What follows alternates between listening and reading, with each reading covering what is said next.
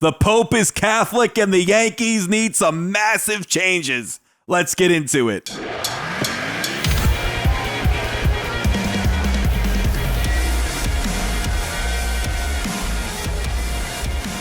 Hey guys, I hope you are having a fantastic day today. If you love the Yankees and you're not subscribed, be sure to subscribe, especially if you want to be kept up to date with the latest in Yankees news or just plain old Yankees discussion. We're on the road now to 13,000 subscribers, so please, if you can, help us get there. All right, listen. Obviously, it's clear the Yankees are incredibly flawed. They need some changes, massive ones, huge ones, if you will. So, here's what I have. I have a little scenario. Me and my scenarios, I know. Some of you love them, some of you hate them. But we're just going to have a little fun. And I repeat, I'm not saying that this stuff will happen, because there will be some of you who will say, Joe, what do you mean? You're crazy. That's not going to happen. It's just a scenario that I'm saying, hey, if this were to happen, it would be great. It would be beneficial for the team. And honestly, in my opinion, I could see them attempting at least to go this way. So number one, in this crazy scenario, it brings the Yankees payroll from 292, right? It's 292. From 292 to like 208, 210 around there. And this involves moving Giancarlo Stanton. This involves moving Mr. DJ LeMahieu. Now, some of you might say, hey, Giancarlo's got a no trade. He ain't going anywhere. Maybe the Dodgers, but he ain't going anywhere. Well, if I'm the Yankees, what I would do, if that's true, what I would do, I would call the Dodgers up. I would say, hey, do you want Giancarlo? We'll give you Giancarlo. Eat 30%. We'll eat the other 70. Let's do it. The Yankees are going to have to be willing. If they want to reset this freaking team, like we know it needs it. If they want to reset this team, Hal Steinbrenner has to throw his weight around and he has to say, hey, has to throw his finances around, throw his pockets around and say, hey, I got to eat some money, just like Mr. Cohen did for the Mets. I have to eat some money. And if that means eating 70% of Giancarlo Stanton's contract to make this Yankee team better, then that's what it means. So, call the Dodgers up, say, hey, eat 30% of Stanton's contract. We'll eat 70, but you have to eat at least 30%. Deal done. Okay, cool. So imagine next season, Yankees move on from Stanton. The Dodgers eat 30% of his contract. So that means $32 million of Giancarlo's contract. The Yankees are only paying what? 23? 22 of it? So the Dodgers are paying $9.6 million of Giancarlo's $32 million. So the Yankees free up 9.6, almost $10 million just from trading Giancarlo Stanton. So now it's DJ LeMahieu. He's up next. If I'm the Yankees, I would say, hey, we will eat 40% if you take on 60 of DJ LeMahieu's contract. And if you could find somebody who would do that, that would free up another $6 million just from trading DJ LeMahieu. So now you're freeing up $6 million from trading DJ. You're freeing up $9.6 million from trading Giancarlo Stanton. Now let's talk about the guys who are coming off the books. You have Harrison Bader, $5.2 million coming off. You have Wandy Peralta, $3.3 million coming off. IKF, $6 million coming off. Severino, $15 million coming off. And then Mr. Josh Donaldson, $21 million coming off. That all this comes out to $83.6 million coming off. Now, if you want to use some of this money to, let's say, re-sign an IKF, I'm all for that. All for bringing back IKF. Maybe that bumps the payroll up to 215, 220. If you want to bring back IKF and let's say Wandy Peralta, even Harrison Bader, that could bump the payroll up a little bit. But we're hearing that the Yankees want to reset the freaking luxury tax. This would be doing that.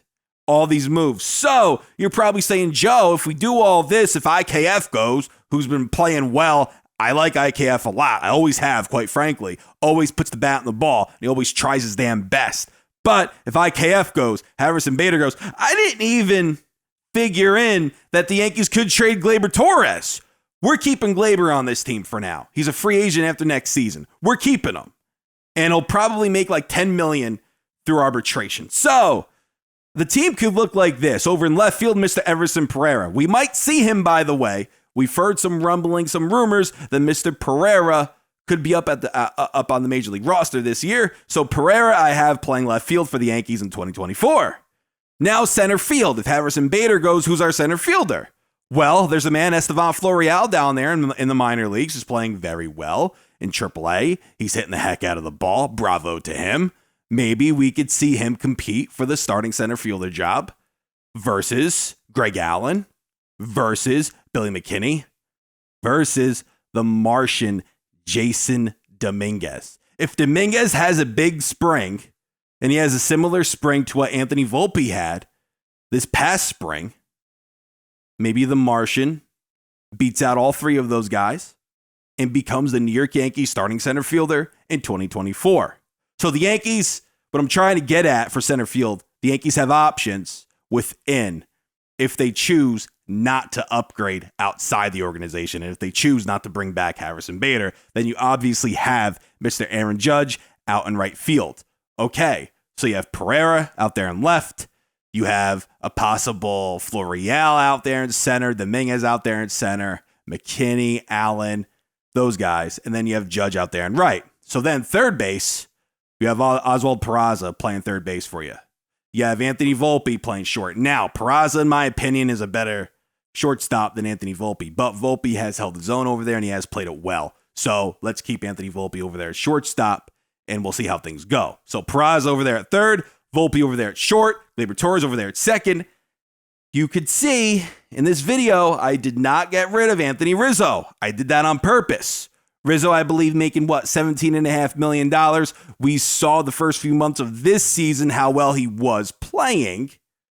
So let's say that he was hitting 300 and he had 11 home runs. He's playing a good first base. All of a sudden, the collision with Tatis puts him he was abysmal after that. He was a different player.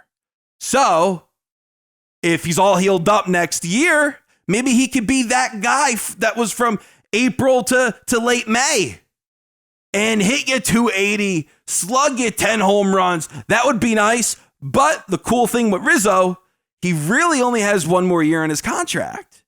I believe the third year in the deal is a mutual option. So if the Yankees decline that, it's like, oh, okay, Riz, that third year won't work out. So he only has 1 year, really. So 2024, Rizzo, it's fine if we keep him because we're not hooked up to him long term like we are to Giancarlo, like we are to DJ LeMahieu. So that's why I have Anthony Rizzo still on this team. But over there at catcher, you could see the likes of an Austin Wells platooning with Trevino. I could see the Yankees carrying 3 catchers next season. Trevino, Austin Wells, Higashioka. Not Ben Rortvedt. I'm not the biggest fan of his. So I'd rather give Austin Wells a shot. But while Austin Wells is up here on the Major League roster, he's going to DH for you. And maybe you could teach him to play some first base too. Because he doesn't project as a catcher, according to many people. So maybe try to make him into a first baseman. And then when Rizzo leaves, he takes over first base if he's any good at over there. So Austin Wells, I could see him being a part of this team in 2024. So what we're looking at, Everson Pereira out there in left. A position battle over there in center field. Or in spring training. Right field, Aaron Judge. Third base, Peraza. Shortstop, Volpe. Second base, Gleyber Torres. First base, Anthony Rizzo with a platoon to Austin Wells with Austin Wells. Jake Bowers as well. We still have him. 3 years of him. Same with Billy. And then over there at catcher, Austin Wells, Higashioka, and Trevino if he's healthy. So, the pitching staff is another story. We won't talk about that just yet. But if the Yankees are going to make massive changes, this is what it could look like. Now, realistically, are we going to be able to move on from Giancarlo Stanton? Probably not. Are we going to move on from DJ? Maybe. But Hal Steinbrenner's going to have to buck up and show us all that he's willing to eat some money. And if he's not willing to eat any money, well, Giancarlo comes back.